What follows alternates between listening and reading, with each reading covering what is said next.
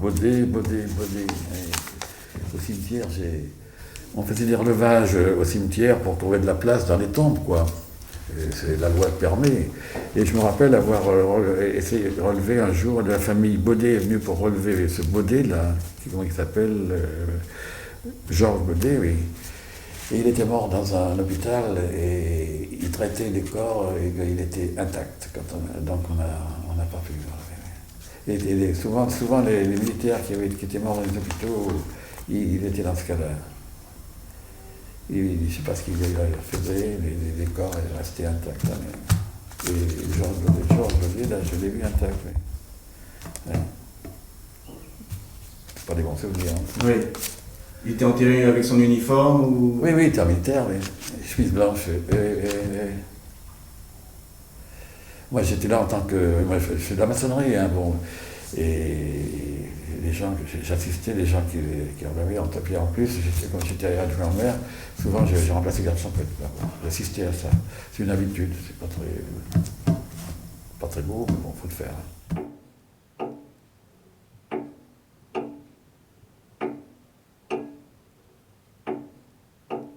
C'est mon oncle. C'était le frère de mon père. Qui était de la classe 16.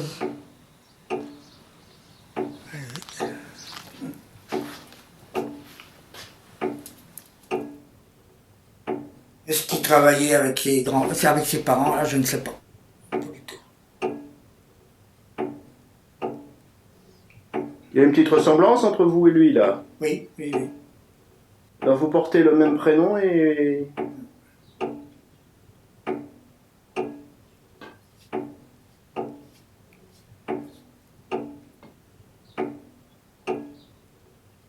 Voilà.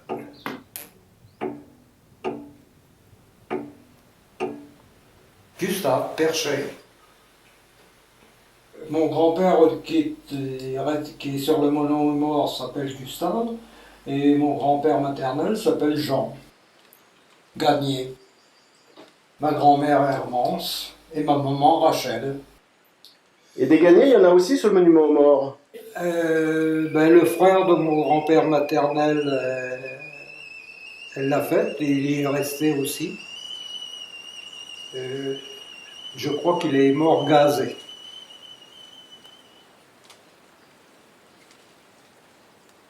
La première fois, c'est quand je suis allé au cimetière de Rugny que je me suis aperçu qu'il y avait une tombe au nom de Salvadori.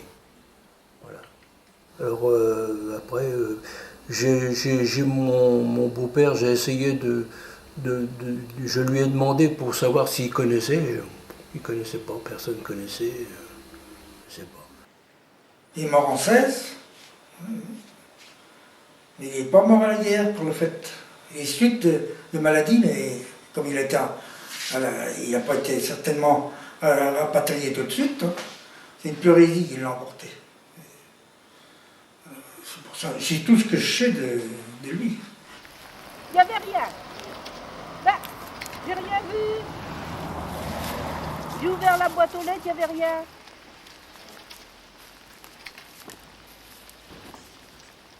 Ah, il y a quelque chose. Bien, madame. Bon courage, Virginie.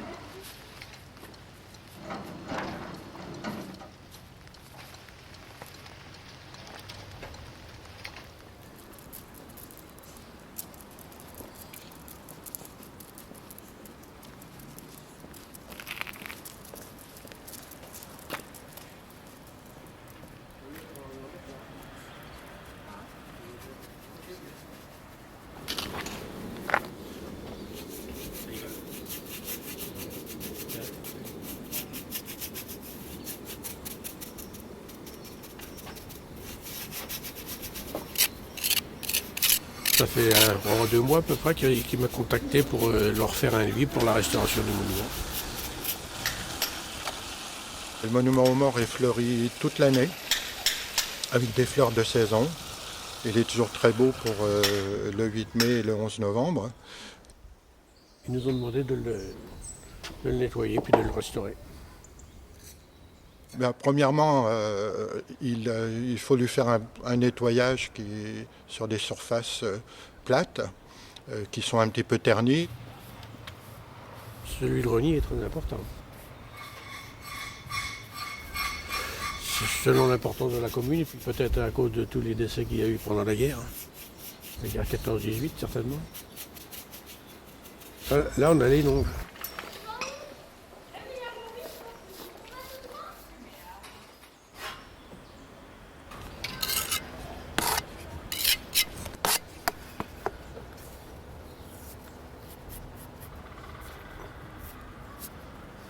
C'est les Péronnes. De l'autre côté, qu'est-ce qu'il y a? Bah, de l'autre côté aussi.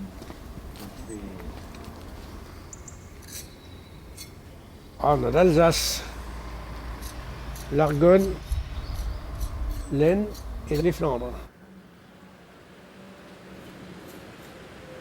Il est même très beau.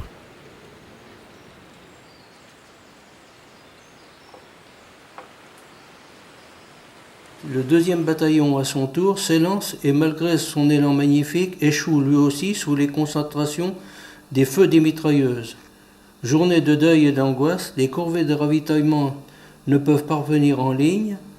Elles s'égarent ou s'enlisent et les poilus doivent ramper hors de la tranchée, cherchant des biscuits dans les musettes des morts.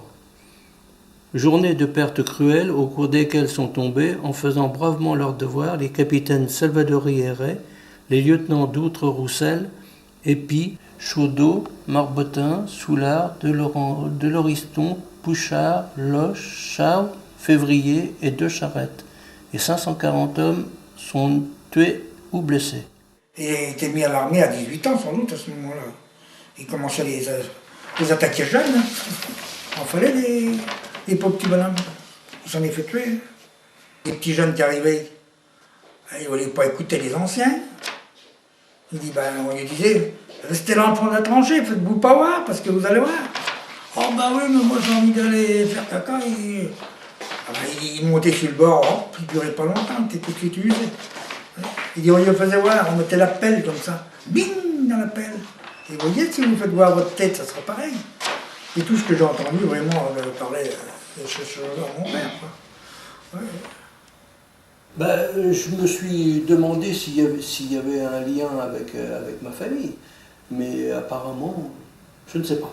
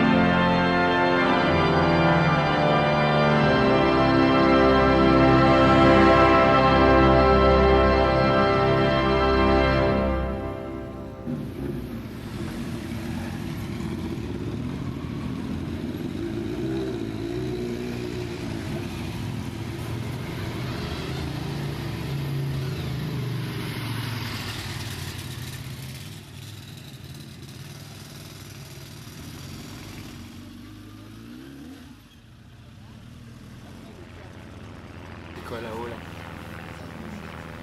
C'est agneau. Ah, voilà. C'est pour le papa. C'est agneau avec des oiseaux.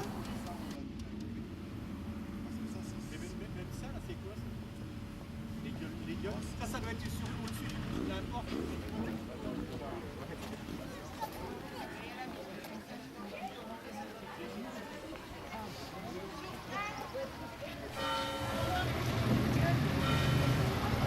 Chancé-Montlouis, on s'arrête pas. Nouilles non plus. Après, il faut s'arrêter à Saint-Martin. Donc, à Saint-Martin-le-Beau, on s'arrête. C'est pour apôter. Non. Non, on a un petit. C'est pile en face de la Loire, on va aller tourner. Chancez vers nous, vous ouvrez, bon, lui, il n'y a rien. Non, non. en a plus, mais j'ai oublié de demander à Alex. Par contre,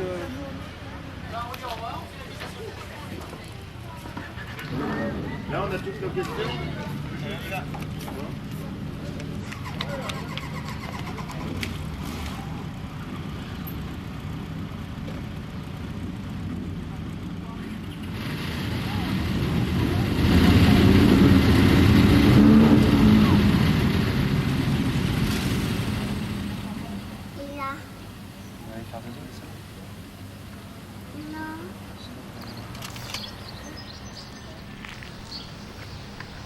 Ah oui, j'aime beaucoup m'occuper des monuments. Je m'occupe des géraniums.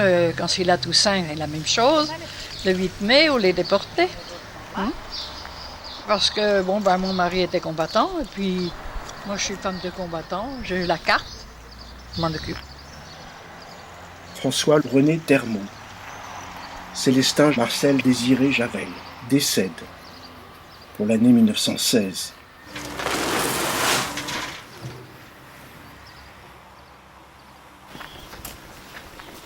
Un jour, il vient, j'étais entrepreneur, il vient chez moi un monsieur qui m'a dit « je m'appelle Javel » et mes grands-parents sont habités à Reny.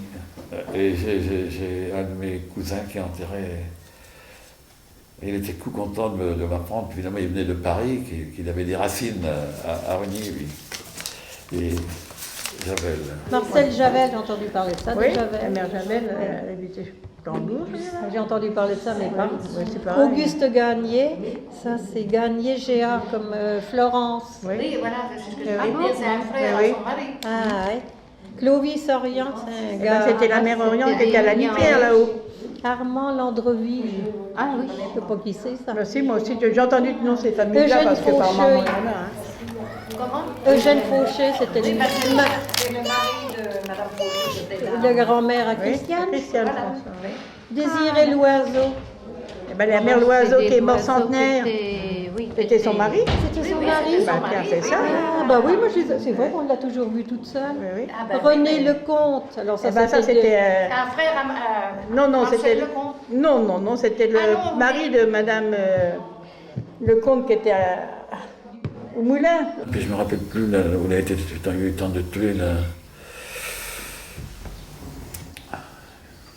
Je me souviens plus de cette bataille là. Où un général a fait tuer en 3 semaines presque beaucoup de. Le chemin des dames? Le chemin des dames, oui. Le chemin des dames.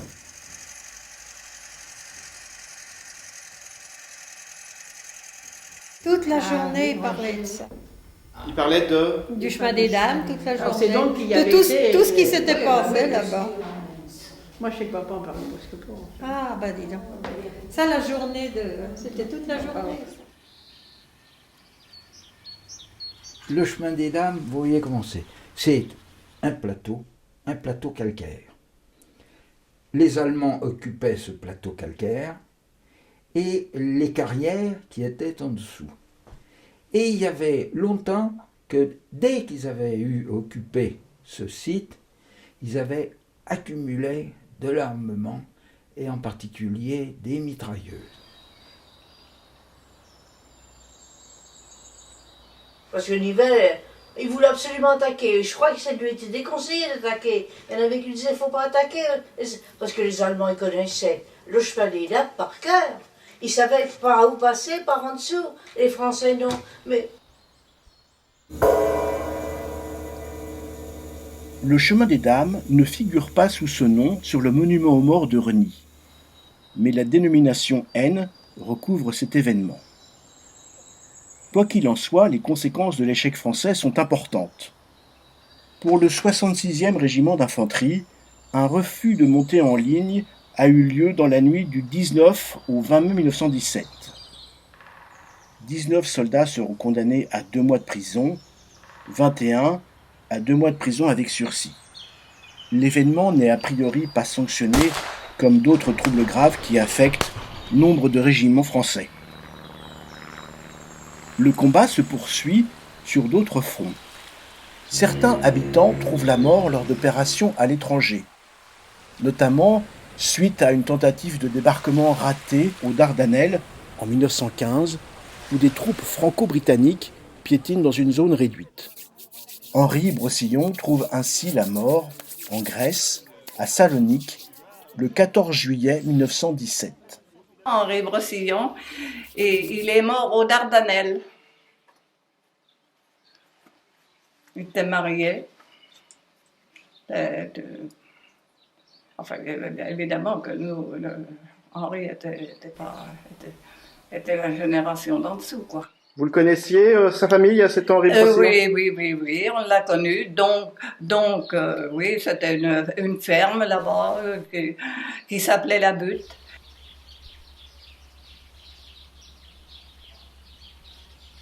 Il y a Henri Brosillon au monument, sur le monument aux morts, et après, en dessous, il y a... Non, c'est le contraire. Lequel est le premier? William Pointeau. Lequel est le premier? C'est quand même Henri Brosillon.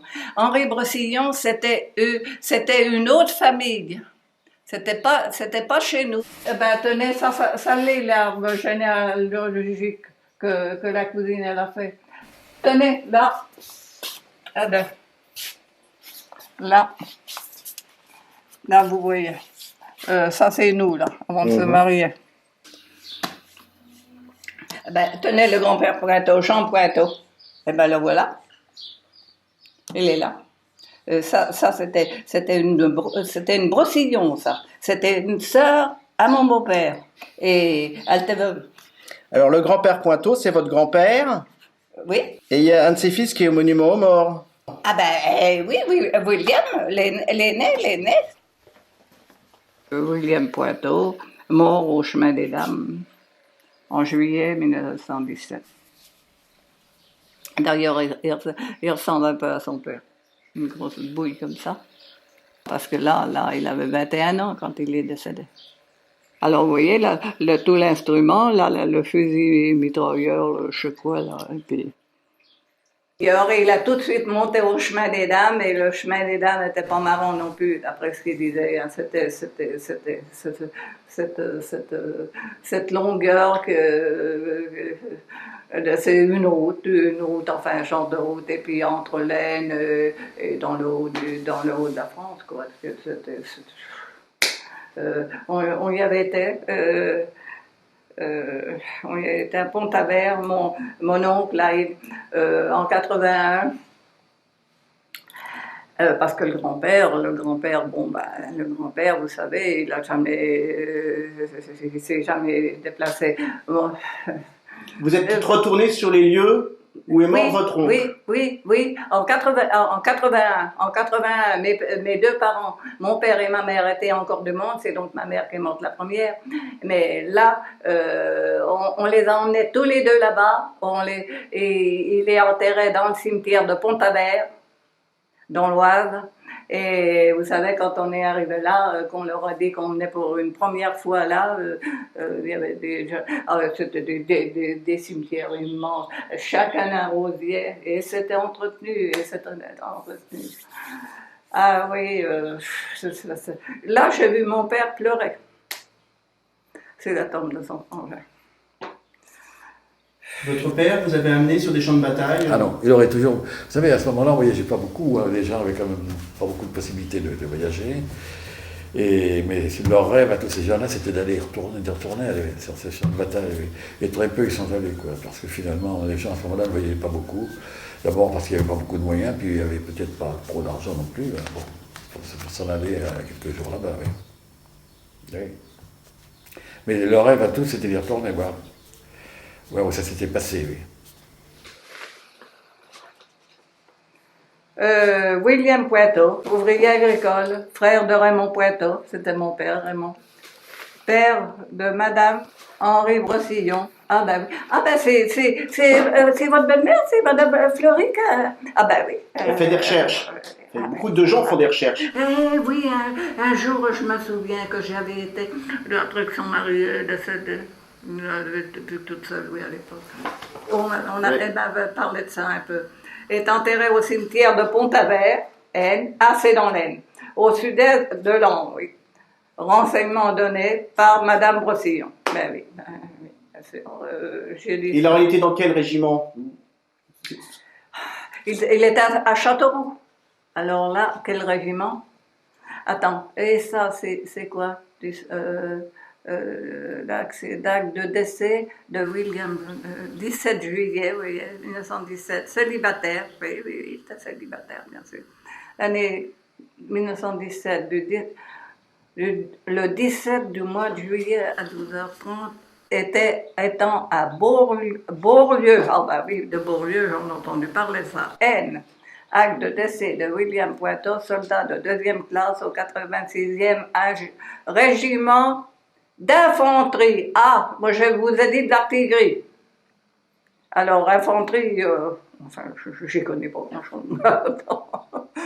Classe 1916, né le 15 avril 1886. Eh bien oui. On vous a raconté comment il est mort? Non,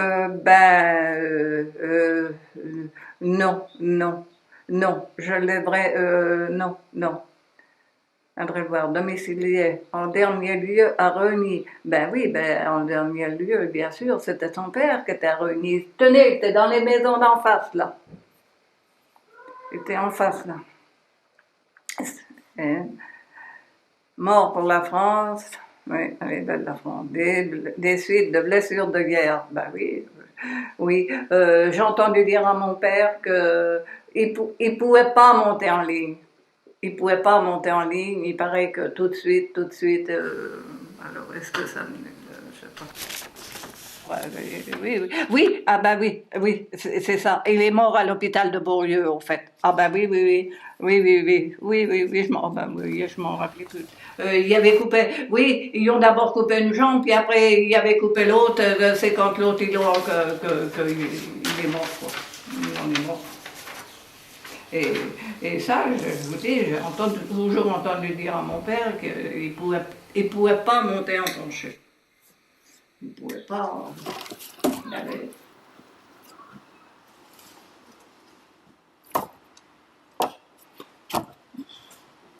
Et toi, le petit? Et oh, le petit? Le petit? Il est où le petit? Le petit? Tiens, tu vois, il tourne là-bas.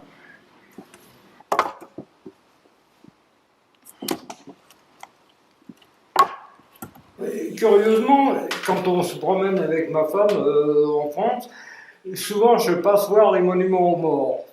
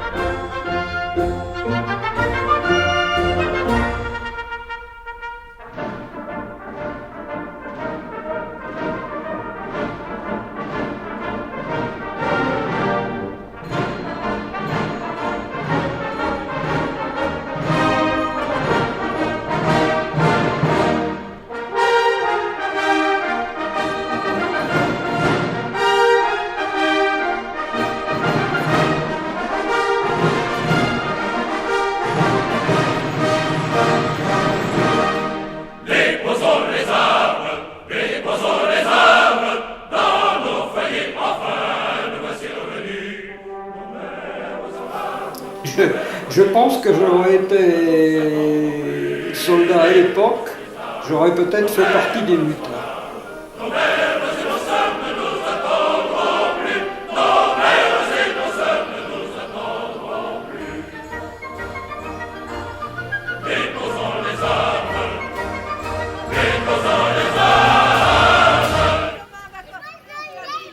On regarde pas de près les monuments aux morts. Tous les monuments aux morts, c'est patriotique. Pour moi, un monument aux morts, eh bien, c'est un monument aux morts. C'est-à-dire un monument aux gens qui ont été sacrifiés par des décideurs qui n'ont pas assez réfléchi à la conséquence de leurs actes et qui ont transformé des gens qui étaient en bonne santé en cadavres qu'il fallait bien enterrer. Ça serait quoi un monument aux morts si on vous faisait une commande? Vous feriez plutôt une femme, un monument aux morts pacifiste? Comment vous feriez si vous étiez... Je crois que je représenterais au moins un cadavre avec quelqu'un en attitude de déploration, mais en étant économe de moyens expressifs.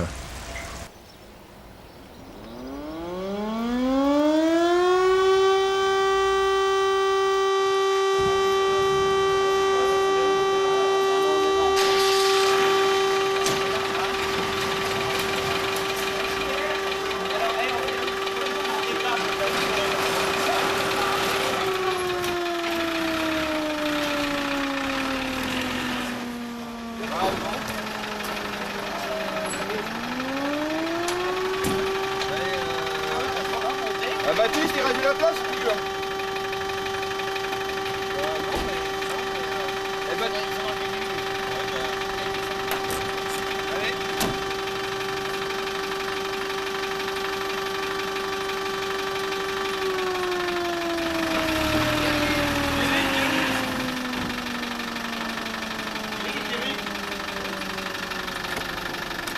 Il y a du